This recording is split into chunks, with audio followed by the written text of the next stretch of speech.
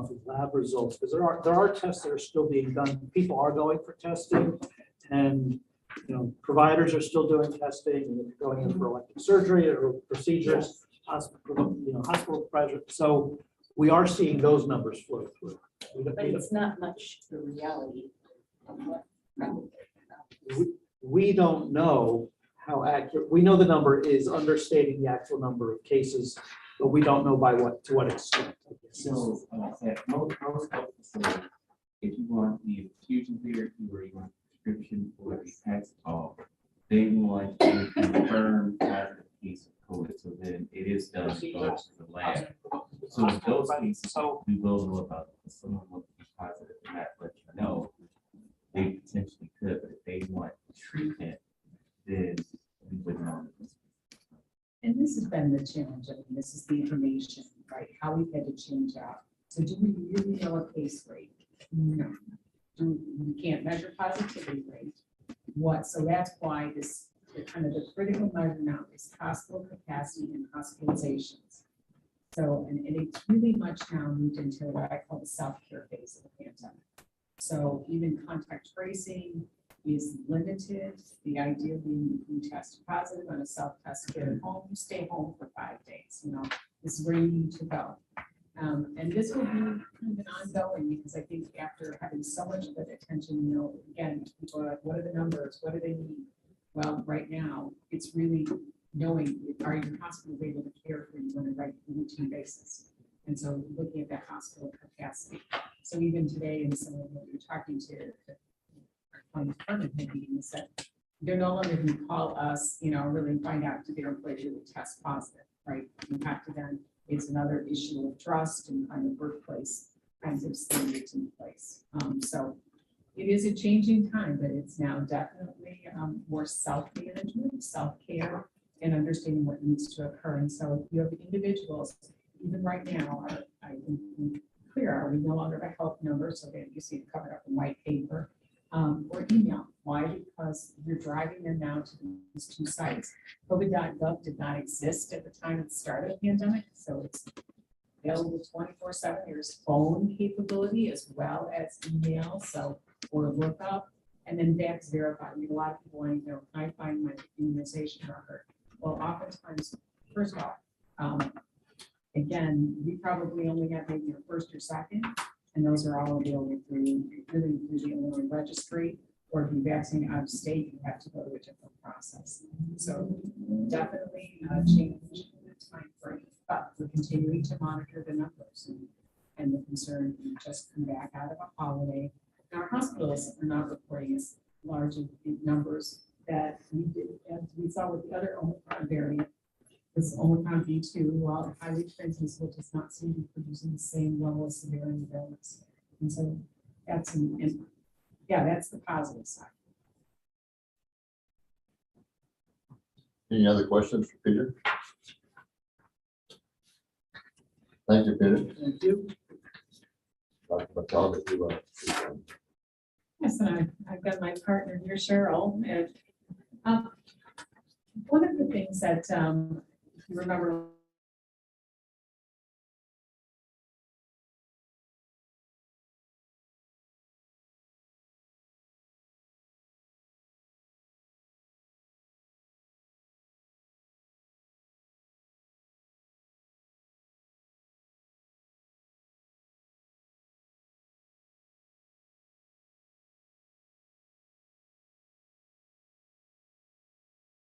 saying that the group kind of came together with, we're really about trauma awareness too, similar to what we did with trauma. That probably you would ask the average resident within Winnebago County, do you know about why is maternal and child health important? What's going on in our community? And many people would not have.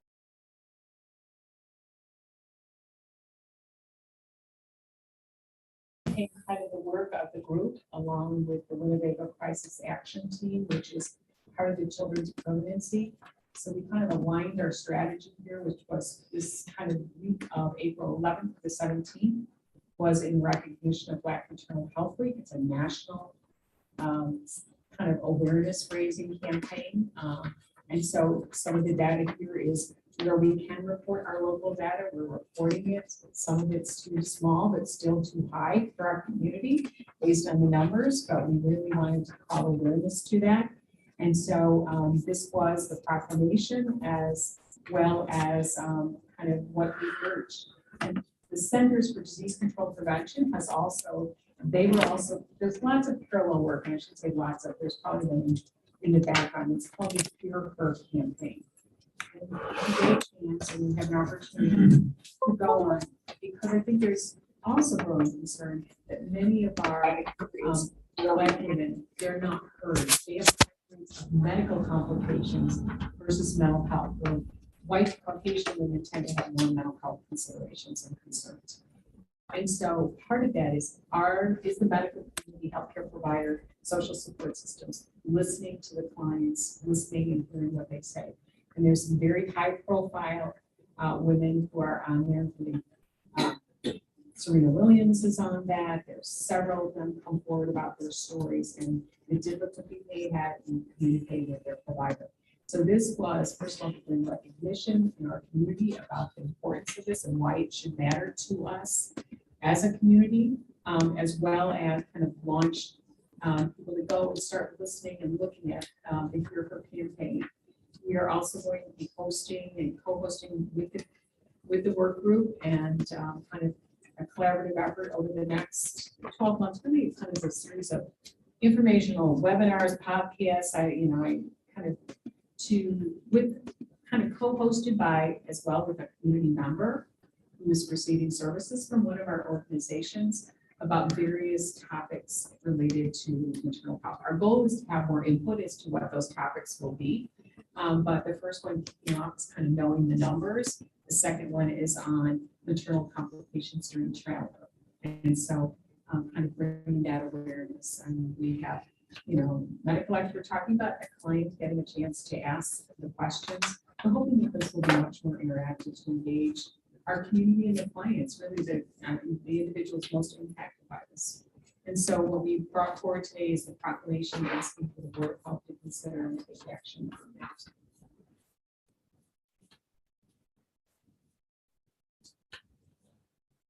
Anything else? Well, we'd like to have the Board of Health move. I move that we support the proclamation as presented regarding Black Maternal Health Week. Second. Any discussion? All in favor? Aye. Opposed? Motion carried. All right, Dr. Williams.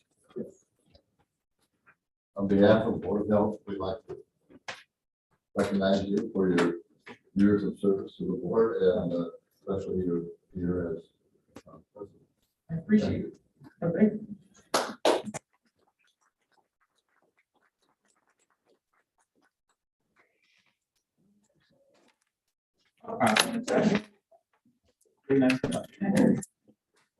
It's very special.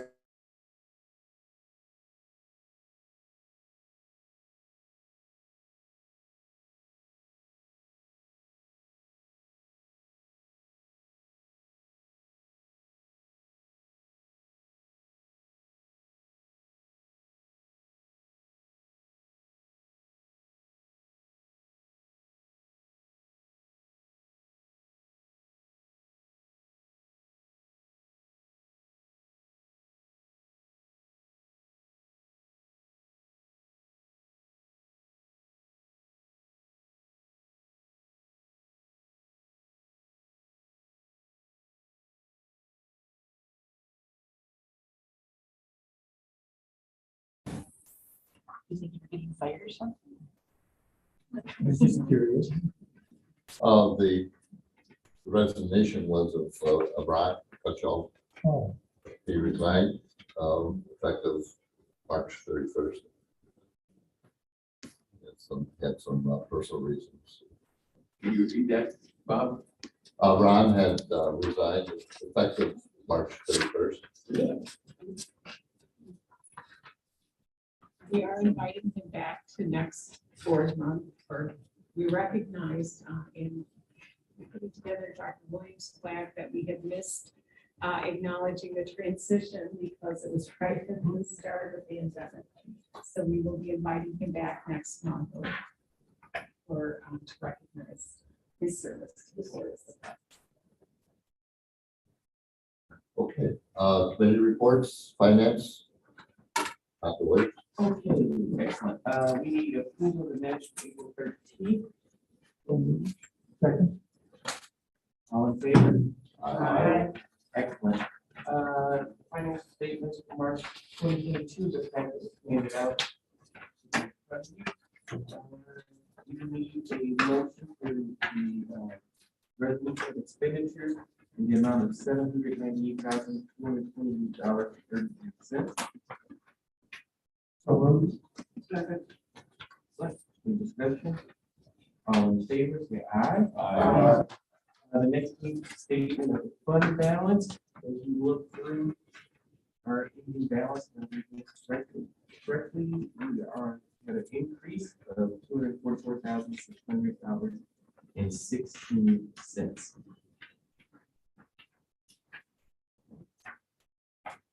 Next is our financial review for the 6th month for Winnebago County, with the 9th month of the state of Illinois. And the year-to-date budget was $5,439,841.50. Actual revenue is $5,442,020.19, for a variance of $2,087.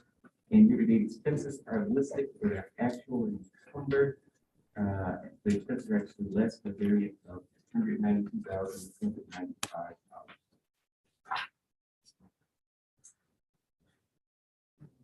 Balance sheet.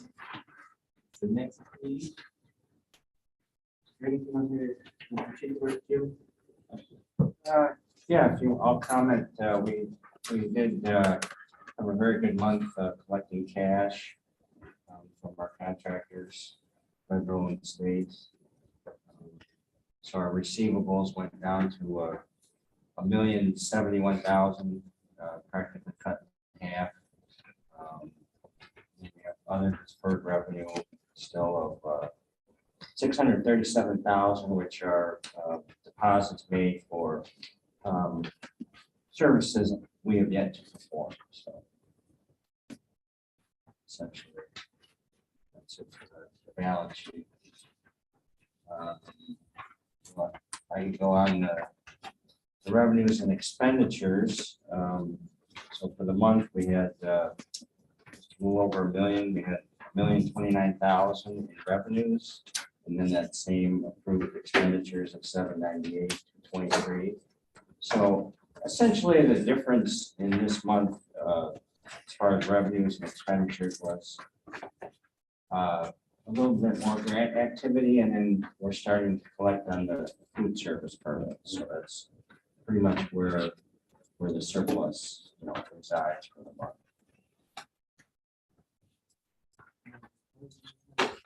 Reconciliation, was that intended? Yes. Finance committee in the minutes.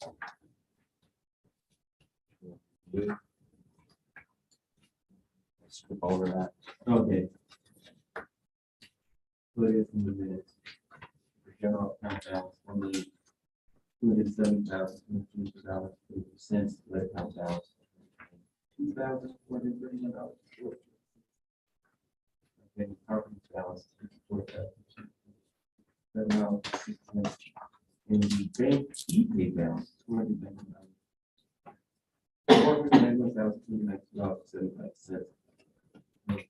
There's sorted.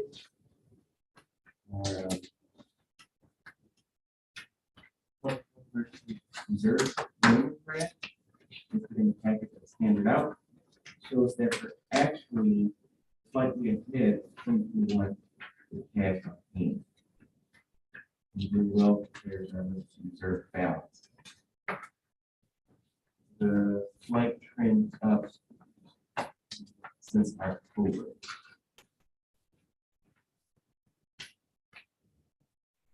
The next packet, our page, is our accounts receivable. The refugee program is highlighted in yellow. Is that just because of the spreadsheet or is there something? That is like the receipts that we brought in April, after March 31st, so. So it looked like we were behind on collections, but we did collect, those payments in April, so I just kind of looked at that with the highlight. I think next month I'll put my legend down here, because those items in the red are estimated reimbursements. Because they're essentially not complete to the penny, but my estimates have been running pretty close, because some of the programs run on a quarterly reporting basis. But overall, we've been doing well, because we're down to 1,071,000 receivables. So we've been paid promptly, which is good, and we're up to date on our reimbursements, which is good. So all things are Very good. pretty healthy at this point, yeah. Very Which is good considering the season that we're going into. Under major expenditures, you're listed there, A through Q, all were had motions coming from the committee. That they were approved by the committee. Which one of you had a motion?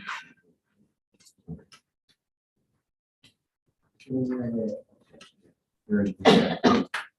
Vote on A through Q. All in favor? Aye. Any opposed? Excellent. Then the proposed contracts A through H were again all voted. Vote. All in favor? Aye. Any opposed? Excellent. I did not see that. Really. Hopefully those on the drive. It is educational agreement, and it was done reviewed by legal for an educational affiliation, no cost with Southern Illinois University for student experience.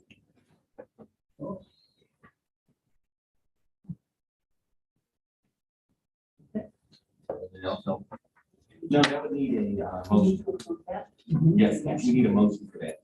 So Second. Any discussion? All in favor, say aye. Aye. Any opposed?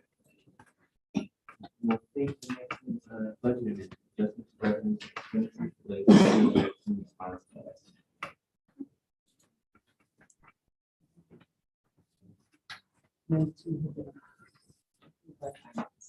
So there's two by finance already. So we just need a vote.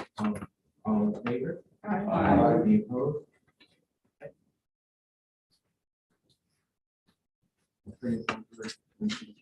Policy, Pat?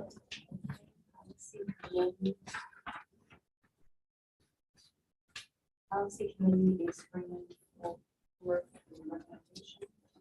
First one is approval minutes from So moved. Second. April 13th. In favor, please say aye. Motion passes. Now we have the recommendation from policy to approve the proposed standing order for administration of undesignated epinephrine auto injectors in schools. Not kids who have their own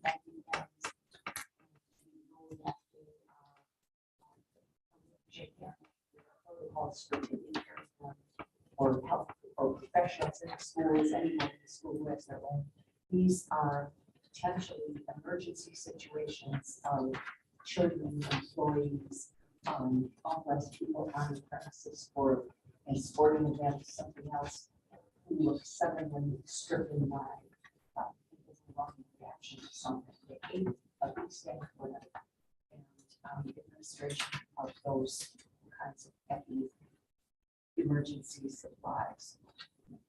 And Sam, do you want to say some more about the contracts that we're going Well, we're doing it it really came out of a request out of our regional office of education, because they need When you see this, they need a standing order and a position order to purchase the medication. We are going to do it through purchasing the medication, rotation of stock, through a memorandum of agreement. It has been reviewed by legal to go through. I think I think it's an important relationship to have with our schools to be able to provide that with them. But it's, when you see the data behind this, it's not the designated that we're concerned about. It's people that are participating in an event, they're serving food on the school premises, and a reaction occurs that they can respond. And there are requirements, they have to have basic heart saver, kind of CPR that individuals have to be trained in, that we have to identify the schools, and it's only by agreement. And so again, we understand that this will be an important kind of relationship to continue working with our schools that we have done through the COVID-19. And I'm going to say that some of our larger schools that already had the order were also generous with us at the time, provided us with their auto injectors that they were not using when we had a hard time when we first started going into the schools to vaccinate. So as part of our mass vaccination. So I think this is a way for us to continue our working relationship and really, another preventive measure. And our responsibility in this will be training, and supervising the Exchange stock exchange rotation. of the injectors.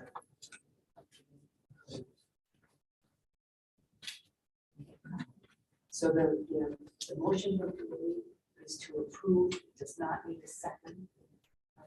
Questions?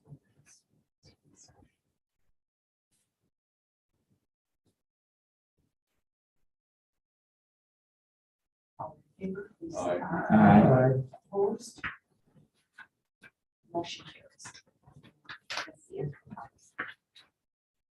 Anything else, Pat?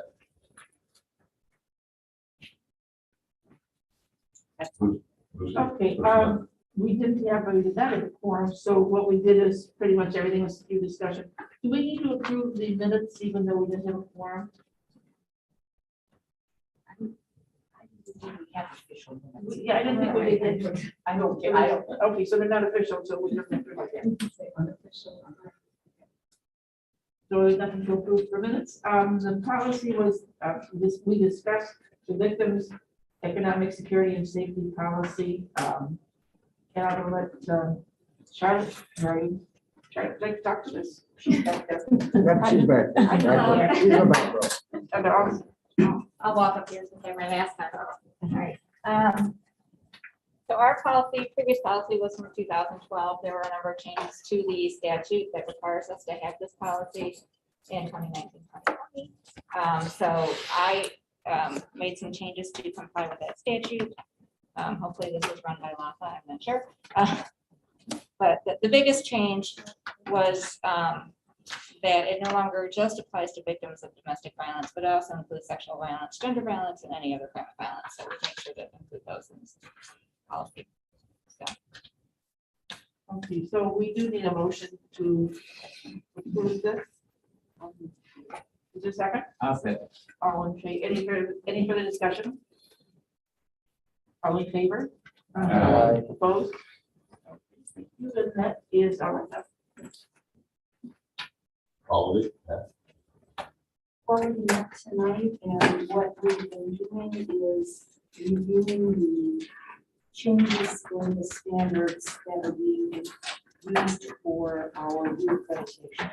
So we're looking at the public health foundation standards for accreditation and just kind of getting our feet under us in our understanding of what changes are there and how the process is going. Our discussion tonight, no. All right, thank you. Any new business or other matters?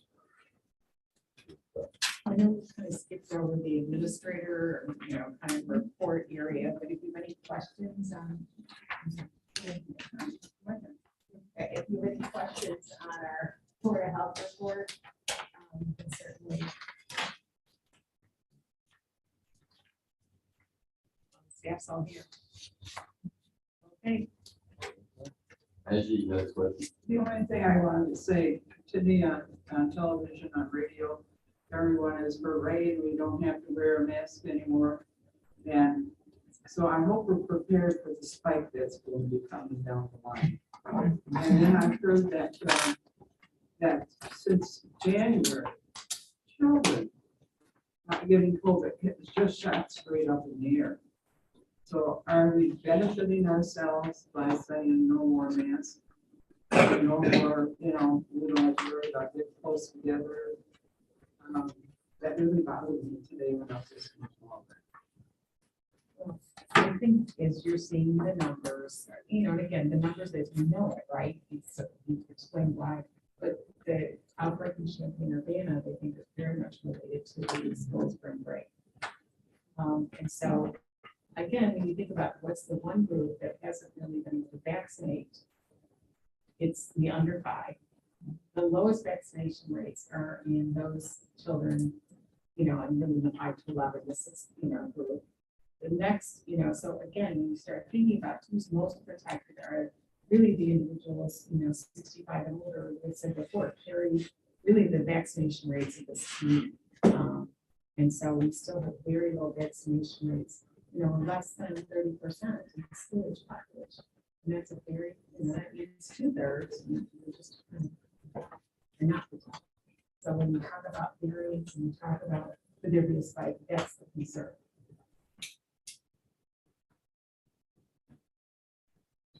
Can you update us on the second booster?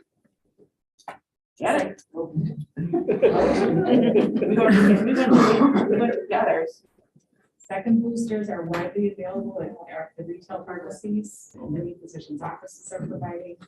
The new formulation, especially if the Pfizer vaccine allows it to be, it's much more flexible in our earlier versions. So that's why you're starting to see more in your own physician provider offices. But Walgreens, CVS, pretty much make an appointment on the same day.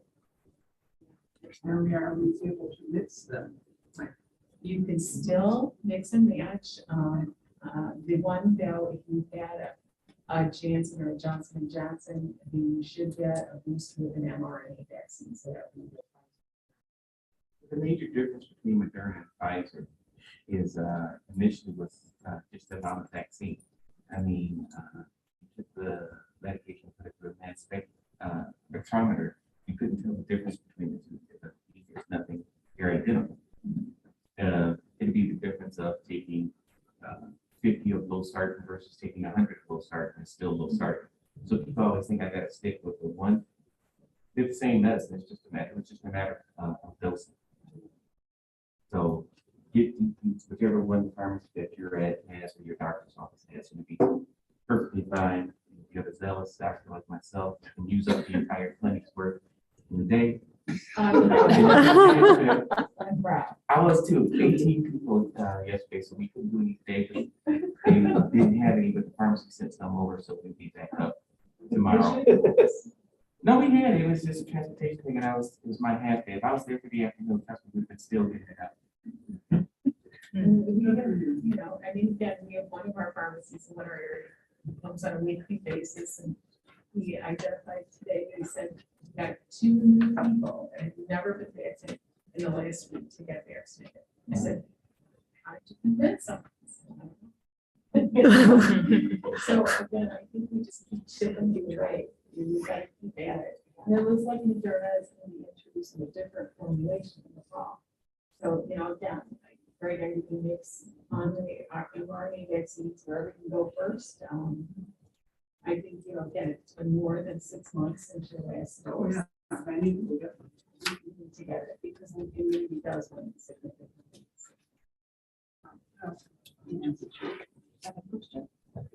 television, I don't see where they're sticking that needle in everybody's arm. Maybe that's why some people are coming out now and getting shots. We don't have to see that.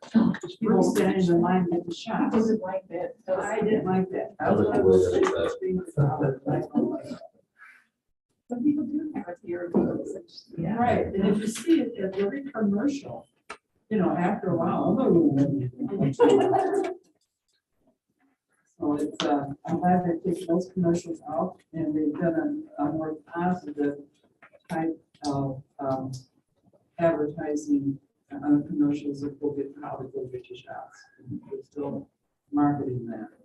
And if you go to that COVID.gov, it takes you to vaccines.gov, and you simply enter your zip code. It is what kind of type of vaccine you're looking for, you know, and all the pharmacies that offer it in our region. Anything else? One quick question. Narcan is way out of date. We all did that training together, so I'm assuming We everybody should else. probably bring it to the next. Yeah, I can bring some to the next meeting. Yeah, it might be a good idea. Sure. I'd like to not use it, but I did notice that it was way out of date. Check your date, you're right, most of it, I mean, many of our staff were May, right? Correct. Mhm. So you're probably a little bit sooner than that, but bring it in, bring your two, your Narcans, and we will exchange them out for you. There's nothing else, someone make a motion, we adjourn. We need executive session. One more thing. One more. Last Thursday night, it was very nice, Dr. Markel, to have your 3 people at our county board meeting. And the subjects that they were talking about was very important. I know some of our people sitting there and went over their head, but it's things that have to be talked about more and more and more. And so I'm glad to have the 3 girls there and be able to give their contributions and And so 3 members, Shereen Boyd, who does the maternal and child early home visiting program under Cheryl's grouping, and Regina Taylor, who works with Mindy under the refugee program, where our kind of serve on our maternal steering committee. And then Jalissa Bondurant from Children's Safe Harbor was the other member of our committee that accepted the proclamation of the gift. In our efforts with WCAT, which is the Winnebago Crisis Action Team, which is Children's Permanency Initiative. it was excellent. Thank you. We also very well. Anything else? Executive committee. Someone make a motion, we adjourn, please. Second. All in favor? Aye. Opposed?